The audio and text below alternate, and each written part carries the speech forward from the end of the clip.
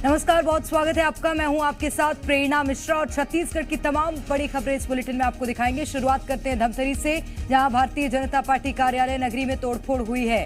कार्यकर्ताओं ने तोड़फोड़ की है, दफ्तर के सामान को आग लगाई गई और टिकट बेचने का आरोप लगाया। प्रत्याशी अरुण सारवा का विरोध किया जा रहा है और ये तस्वीर आप देखिए किस तरह से तोड़फोड़ यहाँ पर हुई है। ये बड़ी खबर इस वक्त आपको बता रहे हैं धमतरी से, जहां पर बीजेपी कार्यालय नगरी में तोड़फोड़ हुई है। कार्यकर्ताओं ने ये तोड़फोड़ की है और एक्सक्लूसिव तस्वीरें। नाराजगी टिकट वितरण को लेकर इस बार भारतीय जनता पार्टी में भी बहुत ज्यादा देखी जा रही है और उसी का नतीजा है यहाँ पर तोड़फोड़ की गई। टिकट बेचने का आरोप कार्यकर्ताओं ने लगाया है।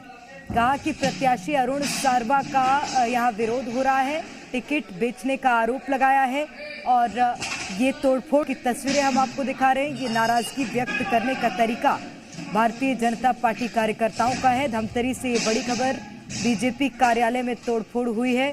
कार्यकर्ताओं ने तोड़फोड़ की है, दफ्तर के सामान को आग लगाई, टिकट बेचने का आरोप लगाया गया है। प्रत्याशी बनाया गया है भारतीय जनता पार्टी की ओर से अरुण सारवा को, जिनका विरोध हो रहा है।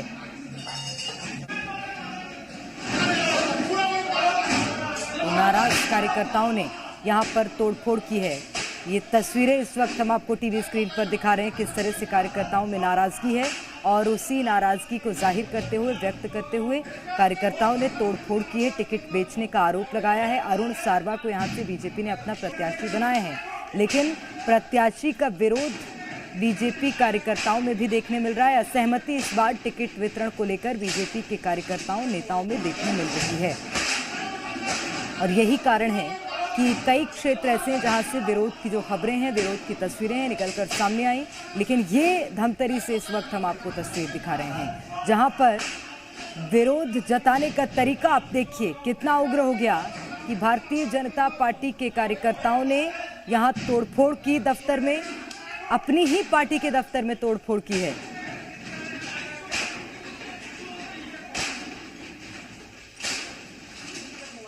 और सत्यप्रकाश हमारे संवाददाता हमारे साथ सीधे जुड़ गए हैं। सत्यप्रकाश, धमतरी में बीजेपी दफ्तर में तोड़फोड़ हुई, विरोध बहुत ज्यादा इस बार प्रत्याशियों के नामों को लेकर देखने मिल रहा है, बताइएगा।